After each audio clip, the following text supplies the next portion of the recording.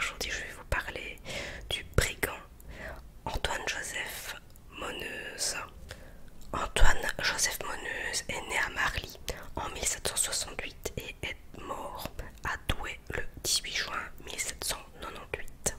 On l'appelait aussi capitaine Monneuse. C'était un brigand très connu, un assassin, un bandit français qui a été décapité sur la grande place de Douai. Alors pourquoi je tiens à vous parler de ce personnage? Tout simplement parce que son histoire m'a marqué lorsque j'avais 11 ans et il était prévu à l'époque quand j'étais en 6ème primaire. Je connais pas l'équivalent français, désolé, mais je devais interpréter Monneuse, mais cette histoire ne s'est jamais passée. Ceci dit, on avait appris beaucoup de choses sur sa vie et je me suis dit bah tiens, pourquoi pas parler de lui, parce que c'était un sale type, voilà, comme beaucoup d'autres. Antoine-Joseph Monneuse est issu d'une famille ayant déjà eu affaire avec la justice. Son grand-père est mort à la prison de Saint-Omer, où il purgeait une peine de 14 années à la suite du pillage de troncs d'église. Selon certaines sources, Antoine-Joseph Monneuse, je vais me limiter à Monneuse, pourrait être né à Douai, Saint-Alpin. En effet, selon certains historiens, on ne trouve pas de traces d'archives à Marly le concernant. Ceci reste toutefois à prouver. Il était désigné selon les actes par Antoine Monneuse le bandit, Antoine Monneuse ou Monneuse, capitaine des chauffeurs du Nord, le brigand Monneuse. Voilà, tout le petit surnom pour lui donner. La profession déclarée de Monneuse était farinier et marchand de toute espèce. Voici la description de cet habitant de Saint-Valais-Vallée. Taille 5 pieds 5 pouces, cheveux noirs, visage ovale, pâle, maigres yeux gris, nez aquilin, bouche moyenne et menton rond. 5 pieds 5 pouces, j'ai un peu regardé sur Google ce que ça voulait dire, enfin en interprétant centimètres, mais si c'est vraiment ce que j'ai lu, il n'était pas très grand, donc voire pas du tout, donc j'arrive pas à visualiser à quoi il pouvait ressembler en hauteur en fait. Sa famille originaire d'Armentières, après avoir résidé à Marly, vient s'installer en 1776 à Saint-Valais-Vallée, au nom de l'époque, aujourd'hui Saint-Va. Donc si je comprends bien, en fait il habitait à 10 minutes de chez moi, voilà, juste dans le périmètre. Le père d'Antoine Joseph était meunier et fut tué d'un coup de sabre au cours d'une rixe. Ensuite commence pour Antoine Joseph une vie faite de petits larcins, bagarres et vols.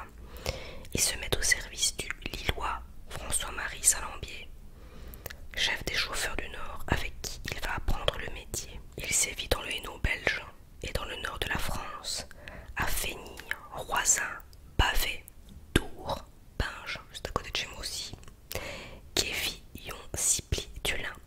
Il volait aussi bien les diligences que les maisons, en faisant avouer à ses victimes l'emplacement de leurs biens par la torture. Il leur mettait les pieds dans l'âtre de la cheminée. Sa bande est à effectifs variables selon l'ampleur des mauvais coups à perpétrer. Monneuse lui-même déclarait pouvoir compter sur 300 âmes. Il fut impliqué dans de nombreuses affaires criminelles qui défrayèrent la chronique à l'époque.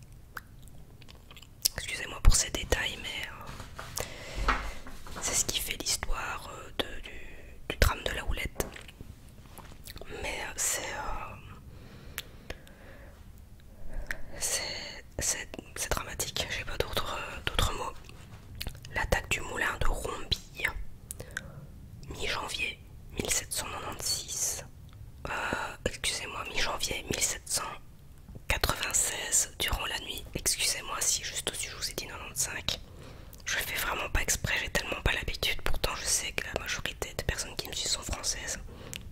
Excusez-moi.